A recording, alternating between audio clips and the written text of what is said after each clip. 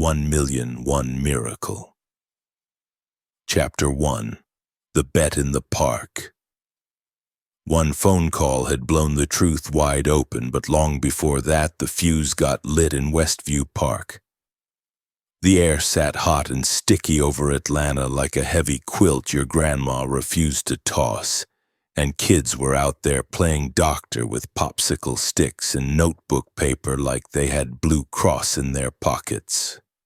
Marcus Bennett rolled up in his murdered-out Escalade, chrome smiling wider than a deacon on Sunday. He was 55, rich enough to buy a block and rename it after his dog, and stuck in a wheelchair after a wreck 5 years back.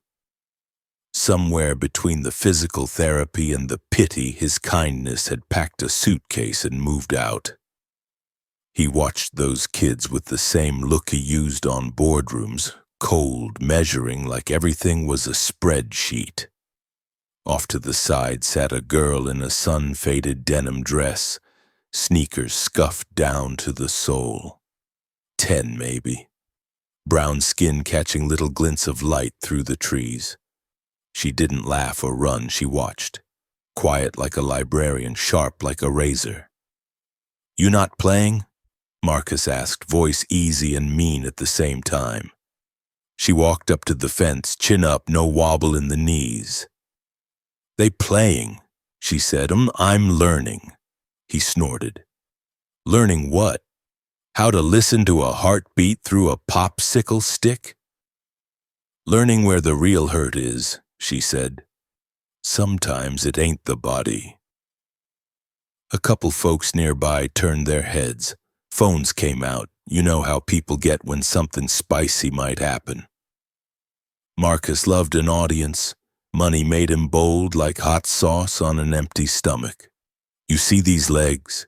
He slapped his thigh. 5 years. Doctors from New York to Houston, nothing. You touch me and make me walk, I'll give you $1 million cash. Today. The little doctors froze mid-pretend. Even the pigeons seemed to hold their breath. The girl blinked once, slow. "Get the money," she said. Marcus chuckled, waved his driver over. "This gon' be good," he muttered, loud enough to share. Pride swelled in his chest like a bad allergy. He'd been buying silence and selling miracles for years. The joke, to him, was almost too easy. She came around the fence. Up close, she looked like one of those kids who kept extra grown in their eyes. Old soul steady. She placed her palm on his knee. No fancy words, no drum roll, just a child's hand and a quiet that wrapped the park like a blanket. At first, nothing. Marcus opened his mouth, ready to throw a punchline and send everybody home. Then it hit. Not pain, not lightning.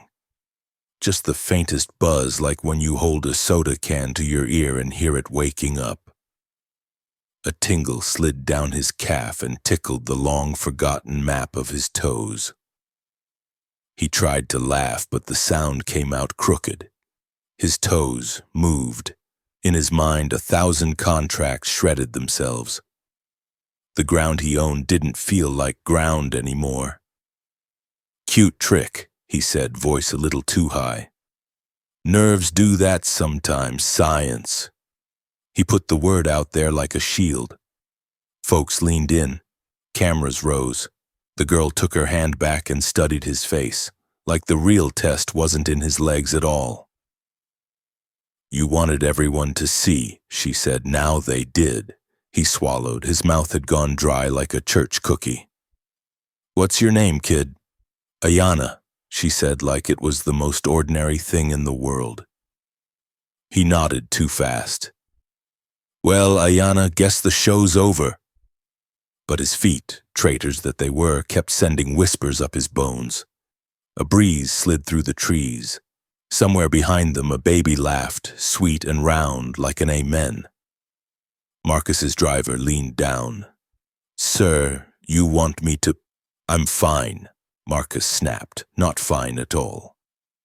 Pride reached for the steering wheel. Fear kicked the brake. He felt the wild thought climb out of its cage. Stand up. Don't be stupid, he told himself. Not here, not now. But the idea kept tapping his shoulder like a cousin asking for $5 at a cookout. Ayanna adjusted her backpack. You gonna pay me? She asked, not greedy, not scared, just straight. He smirked because smirking was easier than feeling. We'll talk, he said. Grown folks got to verify things. She tilted her head. You already verified it, your face did. Then she turned and walked back to her bench like bells weren't ringing in his bones. He stayed another minute, pretending to scroll his phone while he checked his feet again. They answered him, those old soldiers twitching like they remembered the march. He felt something else, too. Something he hadn't let touch him in a long time.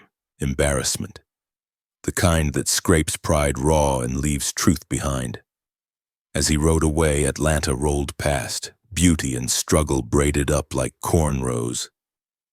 He thought about money, how it could build a house but not a home, buy a chair but not rest. He thought about the girl's hand, small and steady, and the way the whole park had gone quiet like God leaned in to watch. At the penthouse, the doctor ran his tests and shook his head, words piling up and falling down. Unprecedented, anomalous, impossible. Marcus stared at the ceiling and tried jokes on his fear until they both got tired. Somewhere around midnight, he swung his legs over the bed and felt the floor say hello. He stood, wobbly, human. He laughed, the real kind this time, half joy, half trouble. He walked 5 steps and grabbed the dresser. A mirror caught him. For a second, he didn't recognize the man looking back. The suit, the watch, the cold. He saw a crown made of gold sitting on dirt that wouldn't grow a thing. He saw a boy his grandma used to warn him about, too proud to hear wisdom, too busy to plant seeds. Down on the street, a siren whooped once and faded. The city went on being the city, bold, loud, tender when no one was watching. Marcus put his hands on the wood, felt the grain, old tree still telling stories. He whispered a promise that sounded like a dare. Tomorrow he would find the girl, and if his legs really were back, maybe his heart could clock in too. Somewhere between the money he threw like coins and the mercy he owed like rent, a lesson had started talking. It spoke simple. What's broken might heal, but only if you stop pretending you were never the one who broke it. Chapter 2.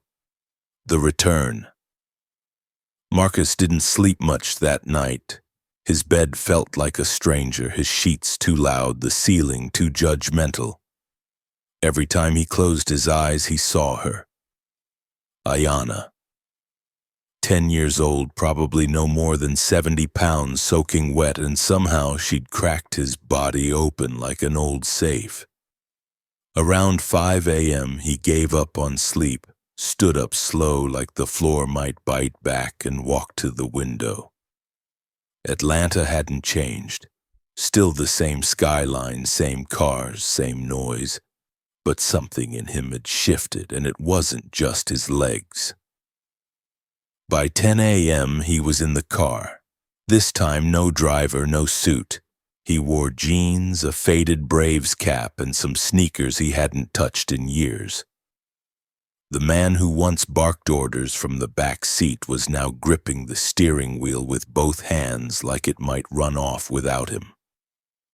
He pulled up to Westview Park and sat for a while, engine off, hands still. He felt weird, nervous like a man showing up to his own funeral but not sure who'd be crying.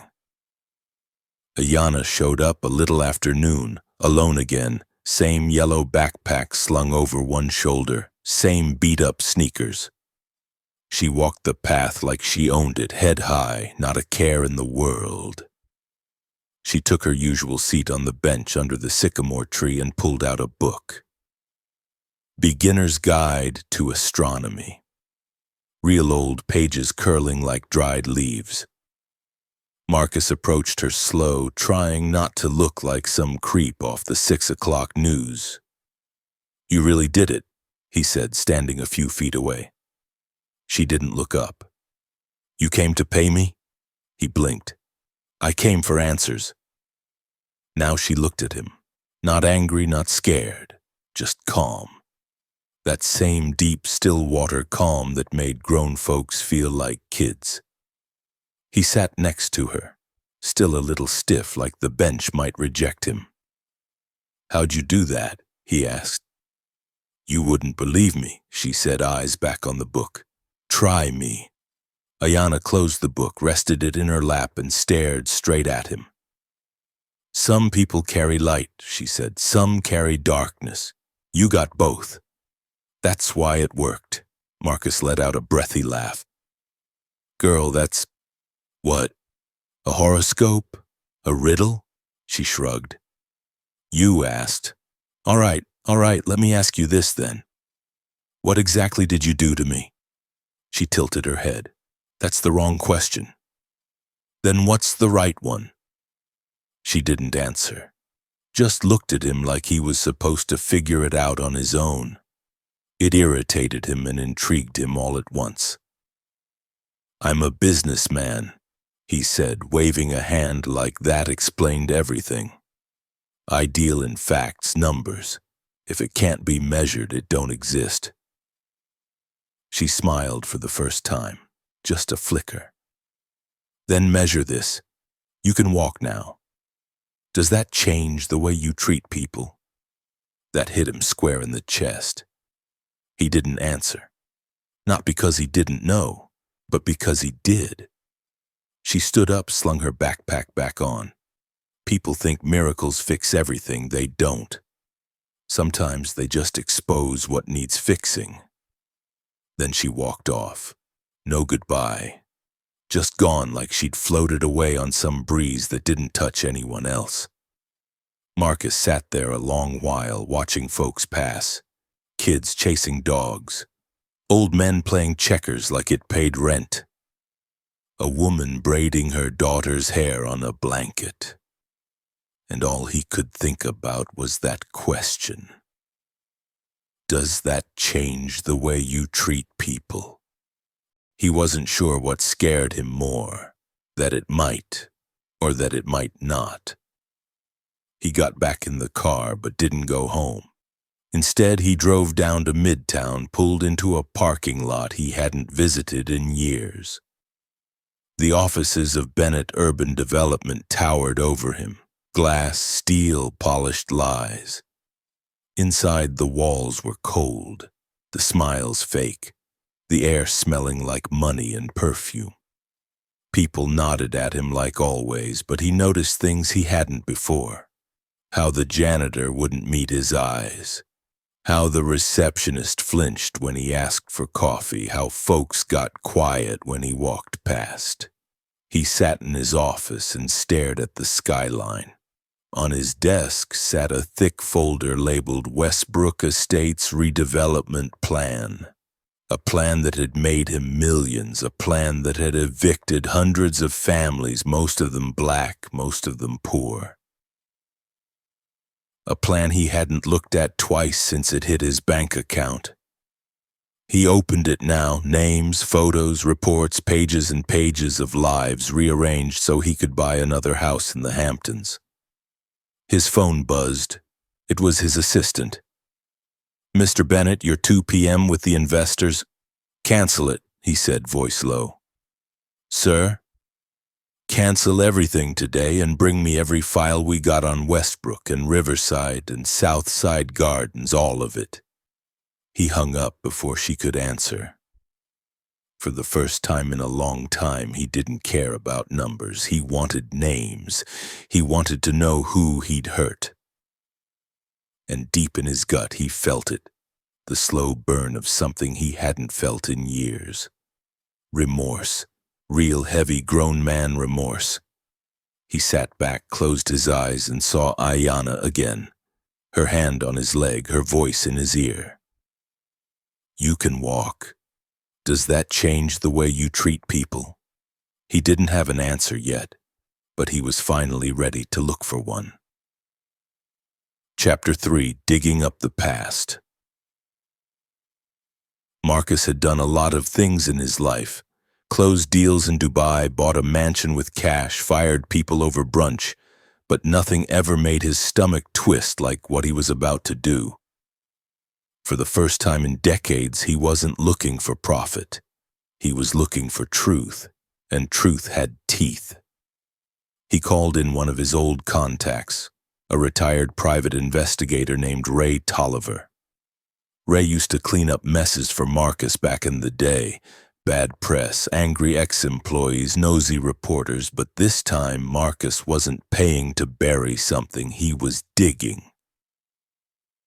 "I need everything on a girl named Ayanna Brooks," he said, "and her family, especially her father. His name was Deshaun Brooks." Ray gave him a long look. "This for a lawsuit or redemption?" Marcus didn't answer. He didn't have to. 2 days later, Ray came back with a folder thicker than a church cookbook. Photos, records, addresses, incident reports.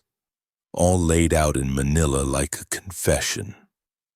Ayanna lived with her grandmother in an old 2-bedroom apartment on the south side of Atlanta. Her mom, Patrice, worked 3 jobs. Morning shift at the city hospital, afternoons at a diner on Memorial Drive, nights caring for an old couple on Cascade. Her father, Deshaun Brooks, died 2 years ago in a construction accident, fell through a floor that wasn't properly reinforced. The site, one of Marcus's own buildings, a luxury high-rise called the Viridian downtown, built fast, sold faster. Marcus remembered the grand opening, champagne, press, a ribbon cut with gold scissors. He didn't remember the accident. He didn't even know there'd been one. Ray flipped to a report marked in red. Turns out Deshaun filed a safety complaint 3 days before the fall. Said the support beams were loose. His manager ignored it. Who was the manager? Marcus asked, already knowing.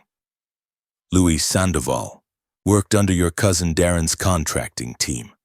Company cut costs by hiring a subcontractor with a shady safety record. Cheaper by 30%. Marcus rubbed his temples. He remembered that deal. They'd saved nearly $500,000. He'd popped a bottle of something French the day the numbers came in. Ray didn't stop. After Deshaun died, Patrice tried to sue. Got herself a lawyer, Derek Chase, young, hungry, started making noise. So what happened? Your legal team offered him a consulting contract. 3 times what he was making. Conditional on him dropping the case. Marcus sat back like the wind had knocked him. You sure? Ray pulled out a voice recording. It was David Marks, his company's general counsel for 15 years. Calm, cold professional, laying it out like he was ordering a sandwich. This case doesn't help anyone, especially not your future, Mr. Chase. Thornton Bennett Corp takes care of people who play ball. The recording ended with silence, but Marcus's head was loud. He took the folder and drove home, hands shaking on the wheel. He didn't turn on music, didn't answer his phone. The city passed in flashes, neon signs, red lights, cracked sidewalks, all the same as before but heavier now. At the penthouse, he poured a drink and didn't touch it. Just sat in his office, surrounded by awards and certificates that now looked like jokes in frames. He flipped through the folder again. There was a photo of Deshaun in his hard hat, smiling wide, arm around Patrice, Ayanna on his shoulders. Marcus stared at that picture like it owed him something. That night he dreamed of falling. Not the kind of fall where you trip and get up. The kind where the ground disappears and you're left screaming into black. The kind where you finally see what it means to be powerless. When he woke up, the sun was up, but the light didn't feel warm. He went into his closet, ignored the suits and silk ties, and pulled out something simple. He didn't want to look like Marcus Bennett, billionaire. He wanted to look like a man. Just a man. He folded the folder, slipped it into a plain brown envelope, and made a call. "Ray," he said, voice flat. "You still know where Patrice Brooks works?" "Yeah, diner off Memorial. Why?" "I need to talk to her." Ray whistled low. "You sure that's smart?" "No," Marcus said, "but it's right." An hour later, he parked outside a place called Wanda's Kitchen. The kind of spot where the waitress calls you baby and the biscuits come with real butter. He walked in and sat at the counter, heart thumping like it was trying to get out. She came out from the back, apron on, hair tied up in a red scarf. Patrice, maybe 35, but looked older. Tired in a way that makeup can't fix. Her eyes met his and narrowed. She knew.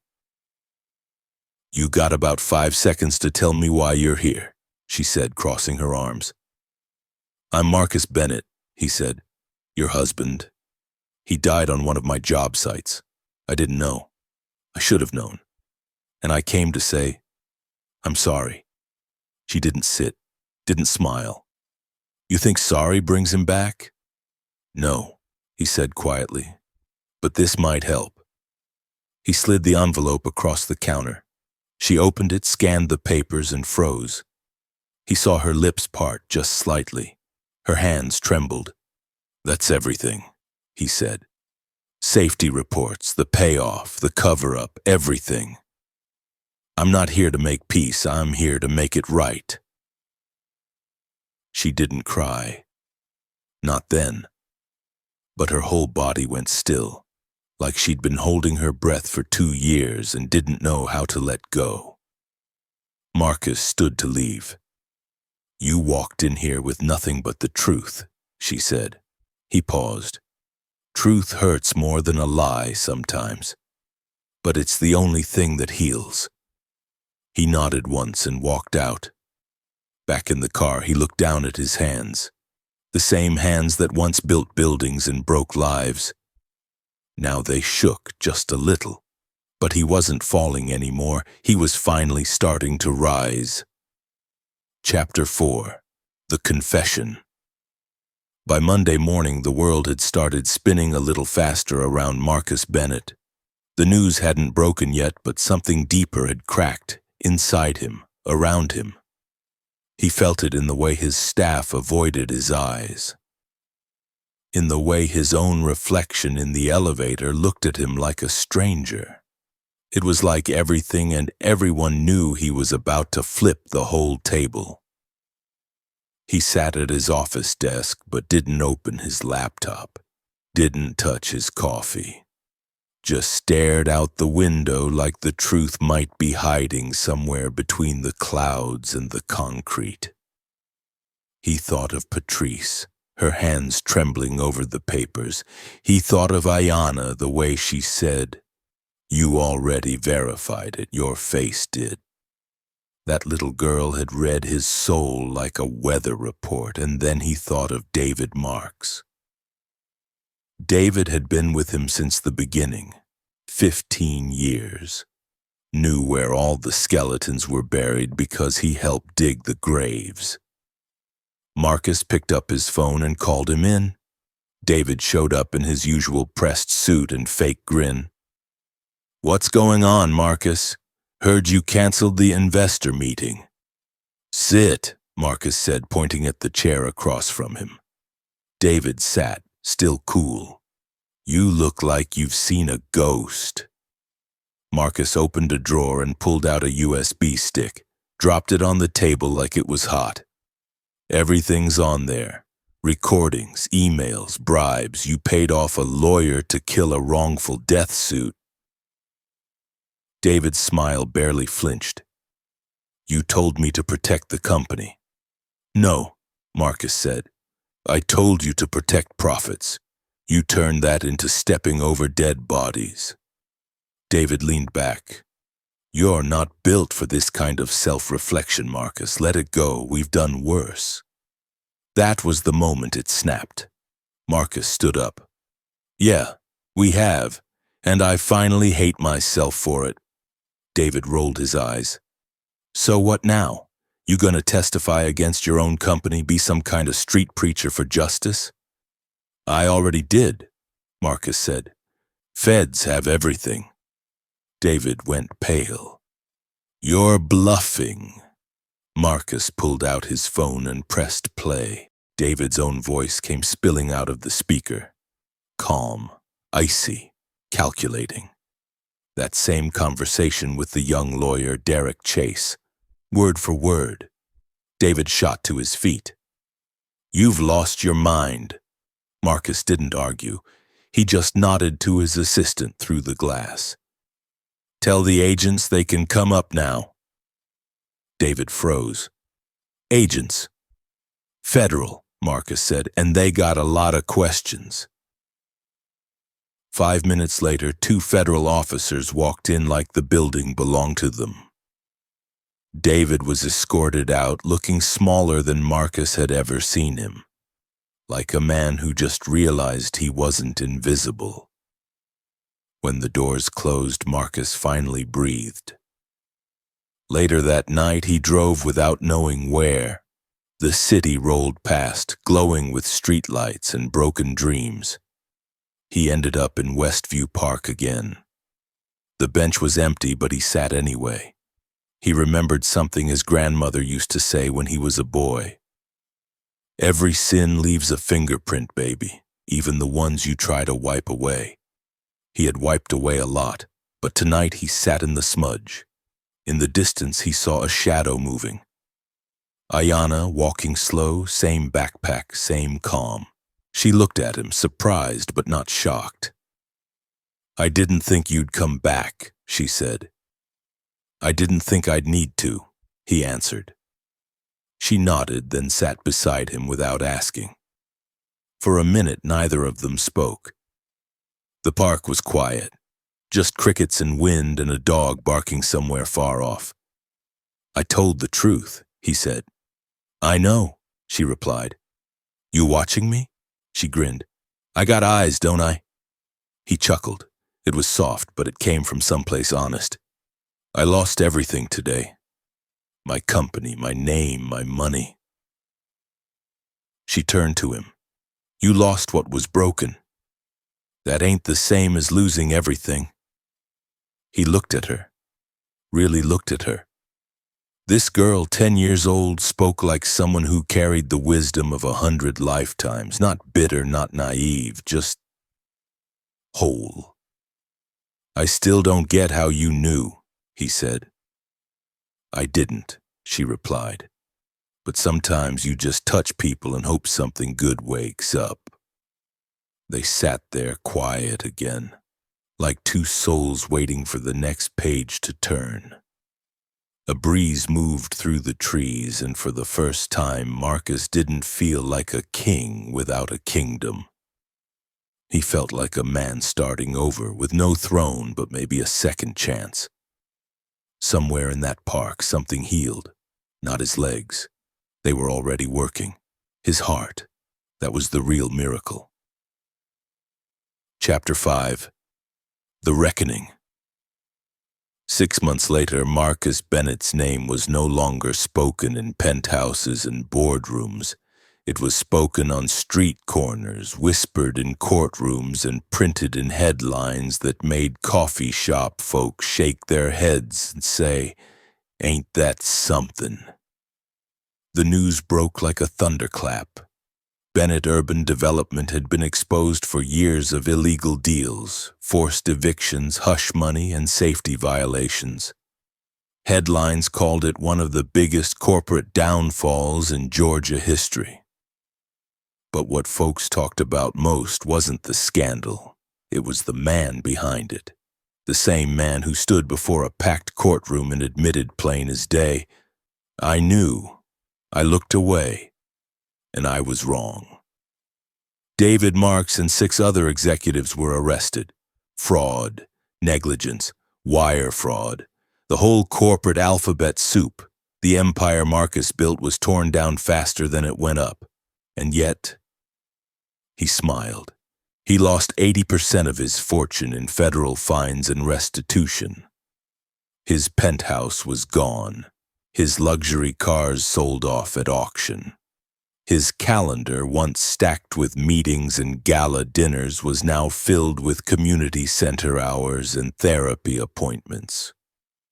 He lived in a modest apartment in East Point, drove a used Honda Civic with one stubborn headlight, and wore the same 3 button-down shirts on rotation.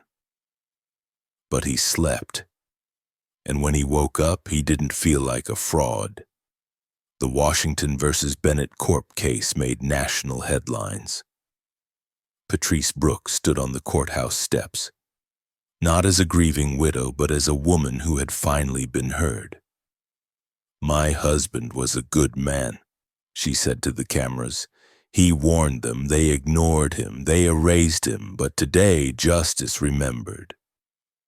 Behind her stood dozens of families, folks who once lived in neighborhoods bulldozed by Bennett's projects. They clapped. They cried. Some just nodded like churchgoers hearing a sermon they'd waited years to hear. Ayanna watched it all from the back of the crowd, hand in her grandma's, her expression unreadable. She wasn't there for revenge. She came to see if Marcus would show up, and he did. No suit, no tie, just a clean shirt and jeans, standing by the fence, quiet.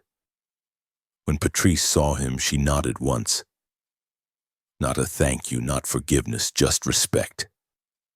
A week later, Marcus walked into the brand-new Brooks Community Center. It stood tall where the old Riverside projects used to crumble. The place was bright. Colorful walls, safe playgrounds, classrooms filled with computers and hope. He volunteered 3 days a week. Sometimes he cleaned. Sometimes he helped teens write resumes or taught job interview tips. Nobody called him Mr. Bennett anymore. Most just said Coach Marcus or the tall, bald dude who walks funny. And he liked it that way. One spring afternoon, the center held its first graduation ceremony. 23 kids finished technical programs, plumbing, coding, nursing, welding. Folks showed up in church clothes, brought lawn chairs, clapped like the Falcons had won a ring. Ayanna, now 12, was the youngest graduate, certified in basic programming. Her grandma fixed her hair with gold clips and pinned a flower to her dress. When they called her name, she stepped up to the podium holding her little note cards. But she didn't read them. 2 years ago, I met a man who thought money made him important, she said. He couldn't walk, but that wasn't his real problem. He'd been standing on broken values for so long he forgot what it meant to be human. The crowd murmured, nodded, some teared up. That man hurt my family, but then he did something most people won't. He told the truth, not just out loud, but with action. He gave up his comfort so others could live in dignity. And that taught me something. The real miracle isn't when somebody gets healed. It's when they decide to heal others. The room went quiet, wholly quiet, like a Sunday before the choir starts. In the front row, Marcus wiped his eyes and didn't hide it. He felt something break open in his chest again. Not guilt this time. Peace. After the ceremony, Ayanna found him in the garden behind the center, sitting on a bench under a new magnolia tree they'd planted together. You still haven't explained how you did it, he said. And you still think it matters? She grinned. He smiled. Guess not. She opened her backpack and pulled out a book. Neuroscience for beginners. You still learning? Always, she said. You? Yeah, he nodded. I'm learning how to stay human. They sat a while longer, sun warm on their shoulders, kids laughing in the distance. The air smelled like grass, fried chicken, and second chances. As the sky turned orange, Marcus stood and looked out over the community center. Families playing, teens studying, elders laughing over dominoes. He had lost $400 million, but he had never felt richer.